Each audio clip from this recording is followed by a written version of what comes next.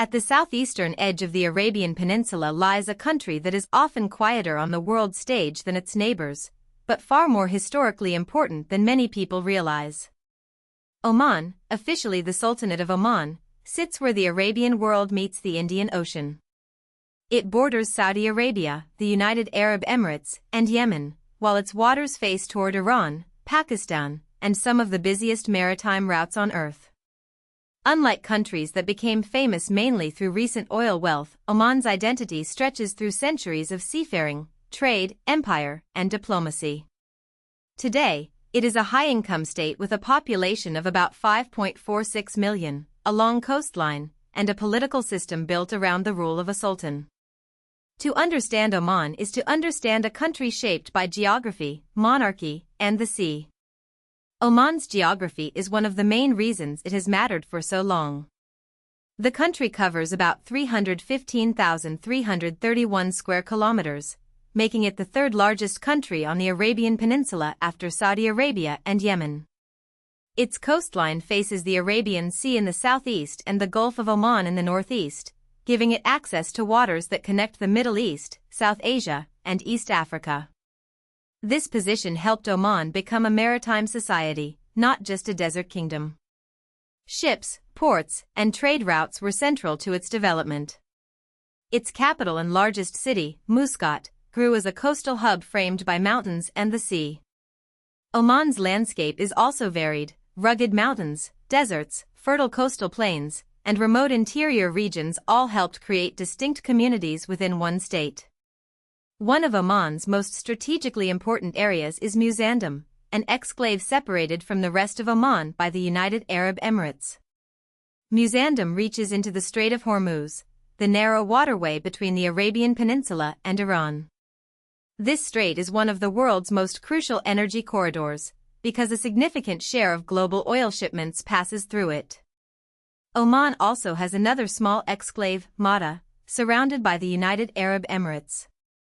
These unusual borders reflect the complex tribal, political, and historical divisions of southeastern Arabia. For Oman, Musandam is more than a geographic curiosity. It gives the country a direct presence beside a maritime choke point that connects the Persian Gulf to the wider Indian Ocean, strengthening Oman's strategic importance far beyond its population size. Oman is often described as the oldest independent state in the Arab world. Its modern ruling dynasty, the Al Saud family, has been in power since 1744, giving Oman an unusually long line of political continuity. But Omani history goes back much further than that. The country's location made it part of ancient trade networks linking Arabia with Persia, India, and East Africa. Coastal settlements exchanged frankincense, dates, fish, metals, and other goods across the Indian Ocean. Islam became central to Omani society, and Arabic is the official language, but Oman also developed its own distinct traditions within the wider Arab and Islamic world. Its history was never only inland or tribal, it was also ocean-facing, commercial, and outward-looking. In the 17th century, Oman rose as a major regional power. Portuguese forces had controlled important coastal positions in the region, including Muscat, as part of their effort to dominate Indian Ocean trade. Omani forces eventually expelled the Portuguese and began building their own maritime influence. This was not a minor local victory. It marked the beginning of Oman's emergence as a power capable of competing with European and regional rivals. From its ports, Oman projected influence across the Persian Gulf and the Indian Ocean. Its rulers understood that control of the coast meant access to trade, security, and political leverage. This period helped transform Oman from a regional sultanate into a seaborne power with ambitions far beyond its immediate borders. At its height in the 19th century, Omani influence stretched across the Strait of Hormuz toward areas that are now part of Iran and Pakistan, and southward along the East African coast as far as Zanzibar. Zanzibar became especially important to the Omani Empire, serving as a major center of commerce in the western Indian Ocean. The Omani presence connected Arabia with Swahili coastal trade networks, making the Sultanate a bridge between multiple regions. This empire was built through ports, ships, alliances, and trade more than through massive armies. But it also existed in a world of fierce competition, especially with the British and Portuguese. Over time, British influence grew, and Oman's global reach declined, even though the country formally remained sovereign. In the 20th century, Oman was still independent, but British influence played a major role in its security and foreign relations. The country remained relatively isolated and underdeveloped compared with the rapid transformations taking place elsewhere in the Gulf. Infrastructure was limited, education and healthcare were not widely available, and internal conflict affected parts of the country. One of the most important conflicts was the Dhofar Rebellion in the south, which challenged the authority of the state. This was the Oman that Qaboos bin Said inherited when he came to power in 1970. His rule would become a turning point, reshaping the country's institutions, economy, and international image over nearly 5 decades. Qaboos bin Said ruled Oman from 1970 until his death in 2020, and his reign is closely associated with what is known as the Omani Renaissance. This period brought rapid modernization, roads, schools, hospitals, ports, government institutions, and modern public services expanded across the country. Slavery was abolished, the Dhofar Rebellion was brought to an end, and Oman developed a more unified national state. Living standards rose significantly, and Oman became known for gradual, state-led development rather than sudden political upheaval. Qaboos also introduced a constitution and built consultative institutions, while preserving the central role of the monarchy. For many Omanis, his reign represents the transformation of Oman from a poor and isolated country into a stable modern state. Oman remains an absolute monarchy. The Sultan is both head of state and head of government, meaning executive power is concentrated in the ruler's hands. The Council of Ministers carries out executive authority, while the Council of Oman provides legislative and advisory functions. This council is bicameral, made up of the appointed Council of State and the elected Consultative, or Shura, Council. Oman therefore has some representative structures, but ultimate authority remains with the Sultan. After Qaboos died in 2020, Haytham bin Tariq succeeded him as Sultan of Oman.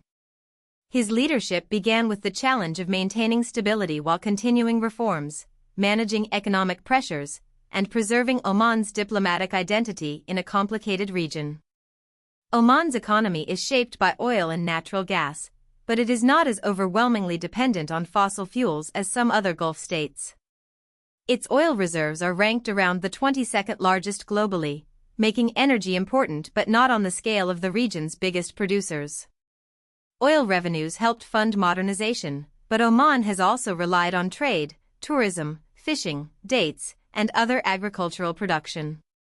The World Bank classifies Oman as a high-income economy, yet diversification remains a central challenge.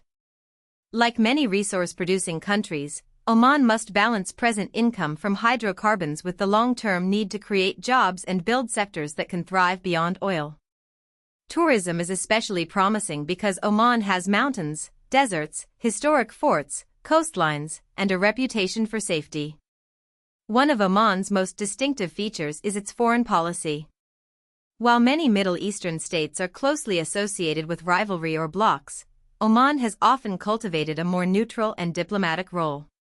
Its geography places it near Iran, Saudi Arabia, the United Arab Emirates, and Yemen, all of which are central to regional politics. Rather than turning every rivalry into a confrontation, Oman has built a reputation for dialogue and mediation. This does not mean Oman is isolated. It is a member of the United Nations, the Arab League, the Gulf Cooperation Council, the Non-Aligned Movement, and the Organization of Islamic Cooperation. But its style is often cautious, pragmatic, and focused on stability.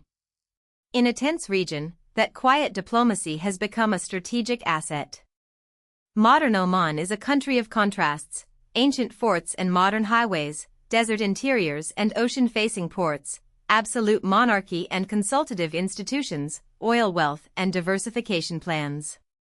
It is also one of the more peaceful states in its region. As of 2024, Oman ranks 42nd in the world on the Global Peace Index and 3rd in the Middle East and North Africa. That stability is not accidental.